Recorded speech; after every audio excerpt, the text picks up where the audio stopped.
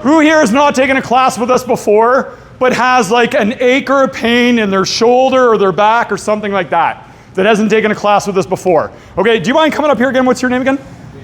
Jay, come on, everyone give Jay a big round of applause. Okay. Tell us what's going on, Jay. What do you have going on? Oh, I just haven't had a class before. Oh, but do you have an ache or a pain somewhere? Okay, don't worry about it. We'll find out. Okay, so I'm going to take them through the prime 3, okay? We're going to do this to detect weakness, find injuries before they happen, use the findings to customize a plan. So I'm going to be testing for function. Function is the layer below movement, because EMG studies show that 2 movements can look exactly the same, but have different muscle firing patterns under the surface, meaning a compensation pattern that can lead to an injury looks good on the surface. So I'm going to give you some stability tests here, some function tests. So I'm going to give them the empty can test. This is a test for general shoulder dysfunction. So what I do here is I take his arm out in front, just hold it up like this, thumb down just like this. Now what I'm going to get him to do is push up into me. I'm going to match his pressure, give over pressure, and see if he can resist or it gives out. So push up into me, go. So I match, I give over pressure, and that's really good. That's strong. What do you score that out of 10? 10. It's strong. 10, darn right it was a 10. Okay, good. Give him a big round of applause there. Now, sometimes that's weak and it gives out on people, okay? And when it's weak, we move their posture around to see where the shoulder wants to go to function better. Think of your joints like gears in a machine. The gears need to line up in order to work properly. So sometimes people's shoulders are too low, but when they shrug, it feels better, there's no pain, and there's a lot of strength. Sometimes people wearing their shoulders up here, and they need to push their shoulders down, and now it works better. Sometimes they need to retract it back. It's showing us, the body will tell you the score, where does their posture need to go to be better. So we'll test out this side here. So same thing here, okay? Push up into me, go. I match, I give over pressure. Okay, try that again. Could everyone see his arm was giving out there? Okay, push up into me, go. Yeah, this one's not like the other one, is it? Yeah. Okay, so if this is a 10, what's this one out of 10? 5. Okay, good. So can you all see there's an opportunity here? This could be an injury before it happens. Did you know this was here? That you got something going on in your left shoulder? Like 3 years ago, I had this movement injured. Okay, so he's got an injury. He's got an old injury on this side. So he's a 10 out of 10 here, he's a 5 out of 10 here. So here's what I do. I'm gonna go through some modifiers to see if we can bring back his strength, okay? Now you got your prime 3 here. The first thing is I'm gonna pinch his AC joint to see if it's a loose AC joint, okay? The AC joint is the collarbone here. I press it into the shoulder blade behind because sometimes that joint is loose and it hasn't been tightened up. So I'm gonna do this here and we're gonna retest. You tell us if it makes a difference. Now it may make a difference or it may not. Mm-hmm. If it's not any better, don't be afraid to tell me. We can still be friends, okay? Because I wanna get to the truth of what's going on here. Okay, so hold your arms out in front, same test. Okay, push up into me, go. How did that feel there? A little stronger. A little stronger. Now I'm taking my hand off. Now push up into me, go. How'd that feel there? Weak. And now let's tighten it up again. Okay, push up into me, go. What's that out of 10? Like an 8. Okay, felt like a 10 to me, but that's okay. And what's this out of 10? Push up into me, go. 5. Yeah, like what you're seeing here is a loose AC joint. Okay, that before and after difference, his AC joint is a little bit loose here. That's not a big deal, okay? Because he's gonna have a seized up pec minor here. Can you feel that? Okay, so I knew that was gonna be there because I know this pattern, all right? And then what we need to get him to do is close grip, pushing and pulling, because wide grip opens this joint up, all right? And I have a bunch of different instructions here for you to follow that are good for your shoulder.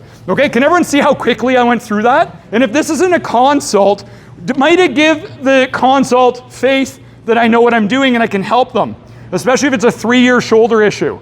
Okay, so that's the power of function testing. Now what we're gonna do is a hip swing test. Grab a seat here, Jay. So for the hip swing test, it's very simple. I just take a leg, I take it out to the side 10 degrees. He's gonna push out, I match pressure, give over pressure, go. Okay, that's like a statue, right? Okay. What do you score that? 8? It's a 10, man. Okay. You're a 10. Okay, you're a 10 out of 10 personality too. Don't be so hard on yourself. Okay, good. So that one was strong, so I'm not doing a modifier. It's passing. You can see. Now we're gonna test out the other side. Same thing here. Take it out 10 degrees, push out into me, go. Okay, this one's good too, I could tell right away, right? They're both strong, right? He has no issue there. Now, sometimes people do have an issue, and I get them to shrug the same shoulder up and it makes it better. I get them to shrug the opposite shoulder up and it makes it better because they have a twist. Sometimes I get them to round their back and it makes it better because they have a hyperlordosis. There's a number of modifiers I will do. He's checking it out right now. He's like, I'm curious about this stuff. Sometimes I get them to tighten up. I get them to tighten up the SI joint by doing a Kegel and pulling the abs in, and that makes it better because people's SI joints are too loose. So we just try different experiments to see what makes a weak test strong. Is everyone clear on that? That's how you would do something like this. It gets profound wow factor, and this is a layer below movement. So it helps you be even more effective because his movement might have looked good, but under the surface, he's got this old shoulder issue. And we can put together some things that can bring back the strength. Now, does anyone here have a phone I can borrow for a second? Do you mind if I borrow your phone? You don't have a radiation reducer on it, do you? No, you're good, okay. Jay, let's do your hip test again. Face me, face me. Okay, good. So, I just wanna show you guys this. So he's really strong. Give me this side here. Bring it out 10 degrees, push out, go as hard as you can. Go. Okay, that feels strong, right? Can you put this phone in that pocket right there? I'm not gonna give it back. He's not giving it back, he likes it. Okay, good. And he's doing up the pocket. Okay, good. I want you to resist as hard as you can. Okay? Push out and go. What? Did everyone see what happened? Let's do it again. Push out as hard as you can. I want you to imagine that if you can pass, I'm gonna give you $1 million. Go. I guess he's already rich. Can you see the difference there? Take the phone out. Okay, what happens is the EMF, the magnetic field of the phones, actually interferes with muscle cell communication. Okay, a lot of people don't know this. Wearing the phone in your pocket leads to imbalances in how the muscles fire under the surface. Now, when the phone's gone, his strength should come immediately back. Give me this right here. Push out into me, go. Feel the difference right away? Okay, okay, good. Now, here's the way I want you to, now for this reason, we never test with a phone in the pocket because it creates a false weakness. But it's also, you gotta be aware that if you have somebody who's squatting with a phone in their pocket, they develop that hip waggle in the squat sometimes because the radiation field interrupts the quality of a muscle contraction. Sometimes you get people that are going to never-ending chiropractic appointments because they're wearing their phone in their pocket all day long, and when they stop doing that, all of a sudden their back is fine. They're not going out of alignment so much. So I want you to be aware of that. Now, I have to tell you, the research on this has not been done enough on people. They've done it on mice and shown it makes a difference. For some reason, they're not doing the research on people. Some people think it's a conspiracy, whatever. You're free to believe whatever you want. But there's a lot of evidence to show that electromagnetic fields interrupt muscle contraction, okay? So just be aware of that factor because sometimes when you're doing everything else right and things aren't getting better, it's something weird like this. Now, let me get you to stand up. Last thing I might ask is stress because stress affects everything. Immunity, digestion, metabolism, injury resistance. So, Jay, what are your current stress levels on a scale of 1 to 10? 1 means almost nothing. 10 means it keeps you up at night. Now it's pretty high.